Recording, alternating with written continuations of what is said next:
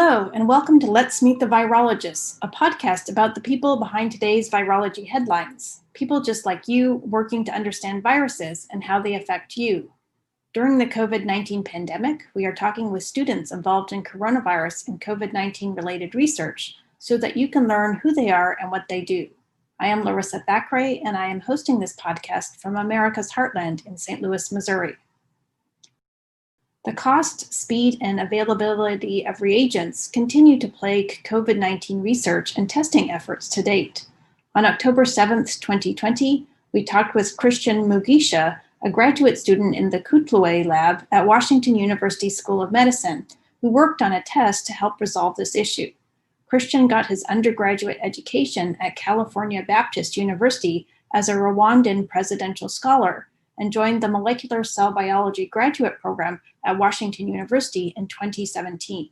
He is currently studying protein RNA interactions of HIV-1. Thank you for being on our podcast today.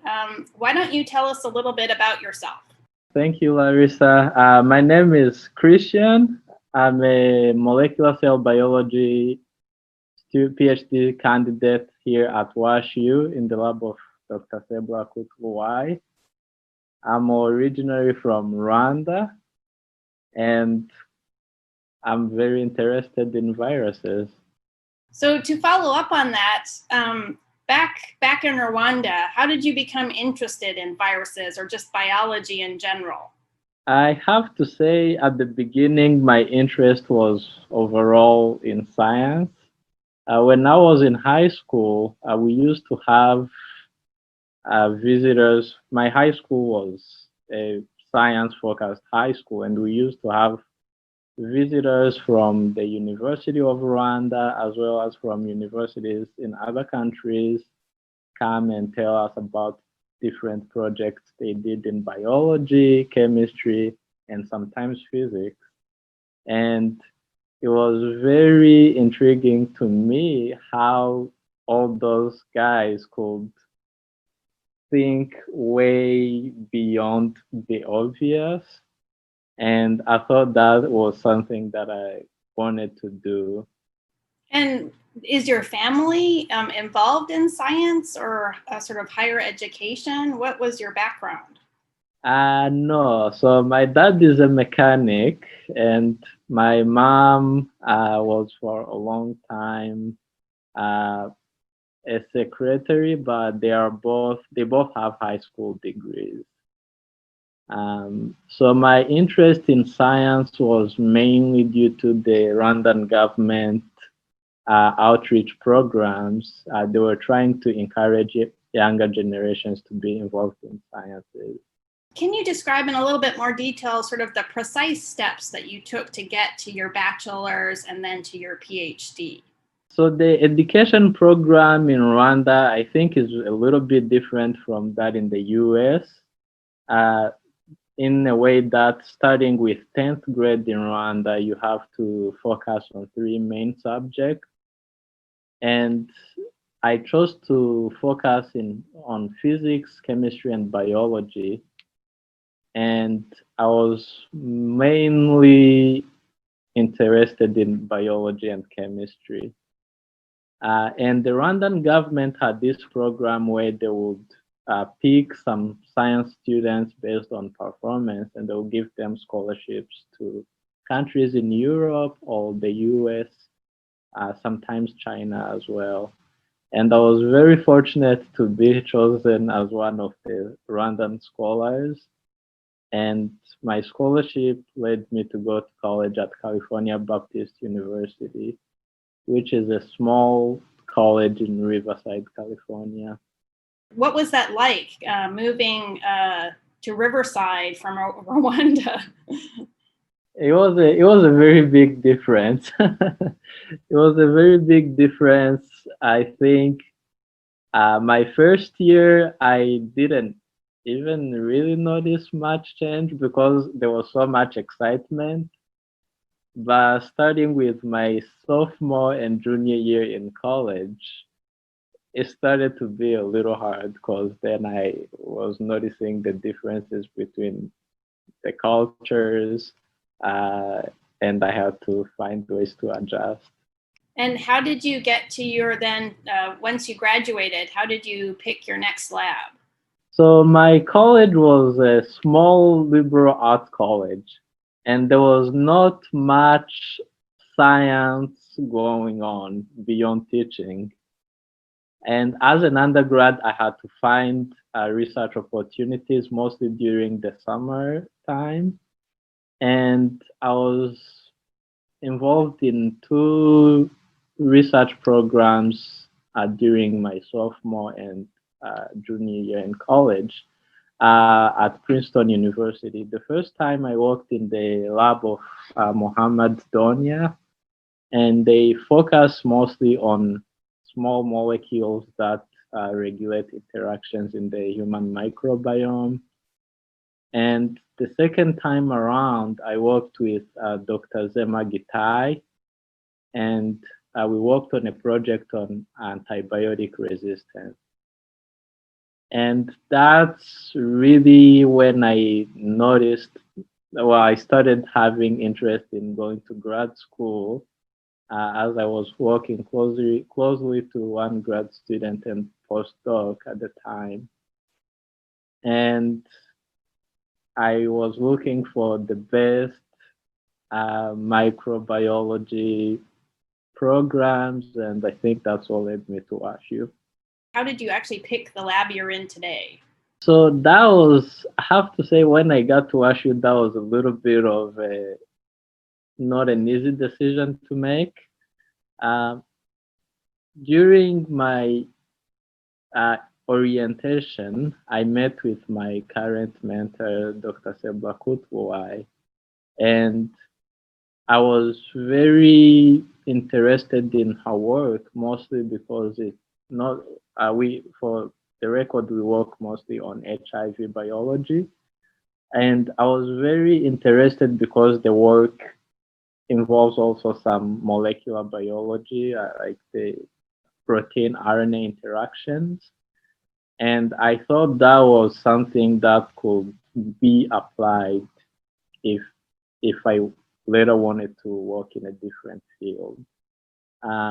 So that was one thing, but the other thing was finding the best fit for myself.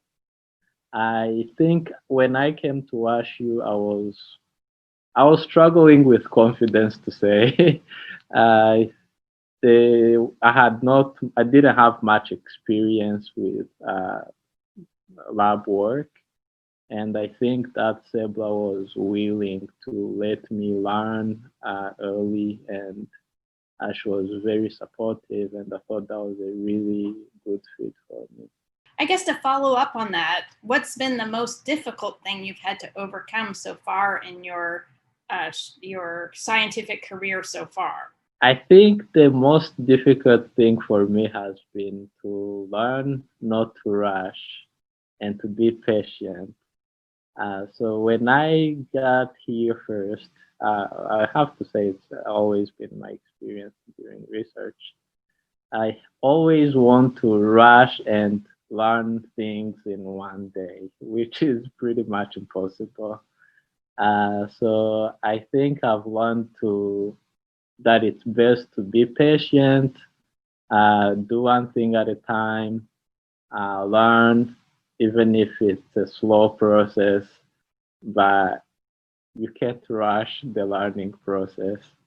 How did you overcome that? There has been a lot of help from others, my mentor and senior people in the lab, as well as my cohort members. I remember we had the senior student in our lab who just graduated, but she also used to tell me how it's taken her a long time to learn all the things she was able to do. And I started to realize that I also have to go through the same steps, and it couldn't be a one night thing or gain all the skills overnight. Sort of to follow up on that, if you had a chance to ask your older self, say you 60, 70 years old, you're getting close to retirement maybe, one question, what would you want to know? Yeah, that's a great question. I think I would ask myself, oh, Christian, how did you publish all these papers? I'm kidding. I think I would ask myself, uh, what what should I avoid, and uh, what qualities should I develop? Should I have developed to become a good scientist? Why don't you tell us a little bit about your research before COVID hit, and then we can go into what you've been working on more recently. So before COVID hit, we were working on uh, protein RNA interactions in HIV-1, and uh, in in recent years, like the past 6 years or so, there have been a lot of work showing that there is interaction between HIV genomic RNA and a key enzyme, HIV enzyme integrase. And it was mostly interesting to the people in the field because these interactions, if inhibited, can lead to the formation of non-infectious HIV particles. And there are some compounds which cause similar effects. So before COVID started, we had been working on understanding the mechanisms that regulate these protein RNA interactions in HIV. So, why don't you tell us a little bit about how you got started on COVID? So I was out of the lab for about 3 weeks, and there are a couple of people in the lab who kept working, and as I was discussing with Sebla, we thought that there are some methods in the lab that could be modified and used for COVID research.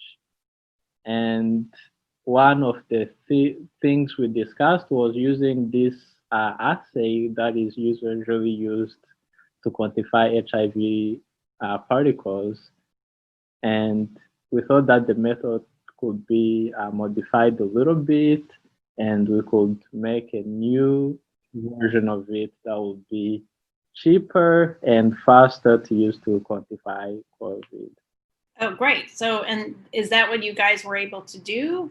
So we've made this assay, and it basically helps. It's a it's a PCR assay, and I think previous to our assay, most of the methods that were in place would go through different RNA extraction steps before you could perform assay to quantify the SARS virus. And using our approach, we can bypass the RNA extraction steps, which are pretty much expensive and very time consuming.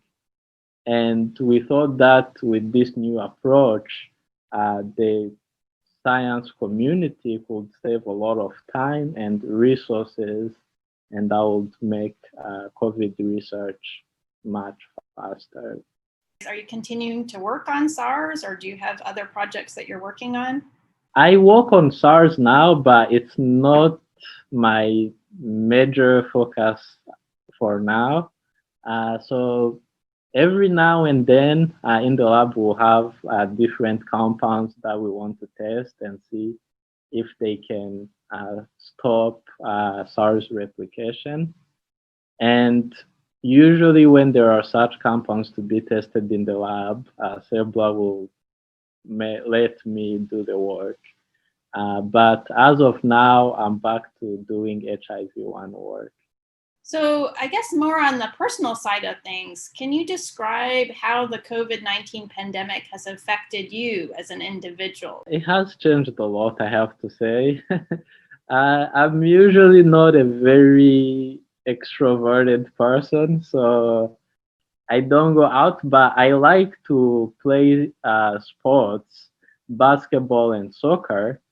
And it's usually the main thing I do to like forget about science if I have to do that. And that's not that has been something that I can do during the pandemic. So I've tried to find new ways to talk to people, either by doing, there are games we can play on Zoom, and by finding things I can do at home. I now have a dog, so there are many new things that I've done to try to adjust to the new way of living. And do you still have family in Rwanda? How is the COVID pandemic there? Yeah, so my entire family lives in Rwanda, except for my one brother who lives in Europe.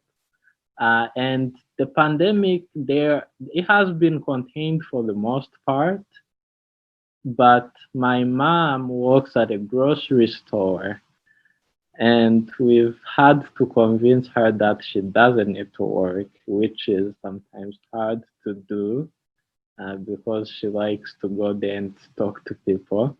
And most of my family has not been affected, but I think the government there has done a good job containing the virus. I think as of last month, we had fewer than 400 cases in the whole country, which I think is pretty good. What are your thoughts about why it's so different in different countries? Like, why have some countries been so badly affected, and yet, for example, Africa in general and Rwanda, it sounds like, has largely been spared? Yeah, I think there are like three main reasons. I'll definitely speak for my region in East Africa, Rwanda, and like Uganda at least.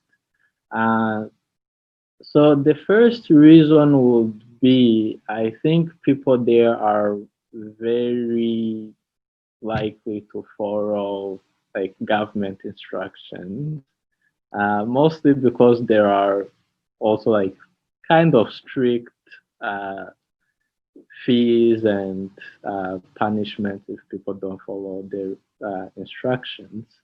But the second thing is that I think most articles that I read with concerns on what was going to happen in Africa, like the thing that most articles seem to leave behind is 70% of the countries in Africa are rural areas. And in all those rural areas, there are times where you can find a large area where there is only like three family, and there would rarely be people from like the city going to those rural areas. So in rural areas, there have hardly been any case, because they are kind of isolated, and people in the city don't tend to go there very often, and people from other countries certainly don't go to those areas. Uh, so the government's focus in stopping the spread of the virus was mainly in the city, and since they did the pretty fine job in the city, uh, the spread was easily contained. So, I guess as a virologist, how do you think about how to keep yourself safe? I take all the instructions and recommendations from the CDC pretty serious. So I've always had a mask, and I can't believe that that's something that's up for debate, but I think it's very helpful. And I always carry a hand sanitizer, which I think also helps a lot. And besides that, really, I try to know the people I'm talking to, make sure that they also follow the same regulations and recommendations. And I think for the most part, my concern has that I could infect other people in the lab if I ever get it. So usually I try to take my temperatures before I go to work, and if I feel any symptoms, or which has happened only once, I felt like I had a sore throat at the time. If I feel like that, then I can ask the blood to stay at home. Okay, well, I think we're winding up. Do you have any last messages for our listeners? Any thoughts about the future of the COVID-19 pandemic? We're now, almost 8 months in, heading into the fall and the winter. What are your thoughts? My thoughts are people uh, find ways to stay safe and be patient. It's a very different change. It's a big change in our lifestyles, and we are all going through this. So be patient, and we can hope that there will be a vaccine, hopefully sometime in the near future, and we'll get through this eventually. All right, great. Thank you very much. Christian's previous HIV-1 research allowed him to quickly set up a simplified assay to detect SARS coronaviruses, which he hopes will expedite COVID-19 related research and the ability to assess new countermeasures for SARS-CoV-2. This has been Let's Meet the Virologist, a podcast about people who study viruses. This is your host, Larissa Thackeray, and thanks for listening. You can find us on Google, Apple, and Amazon Music podcasts or at lmtv.podbean.com.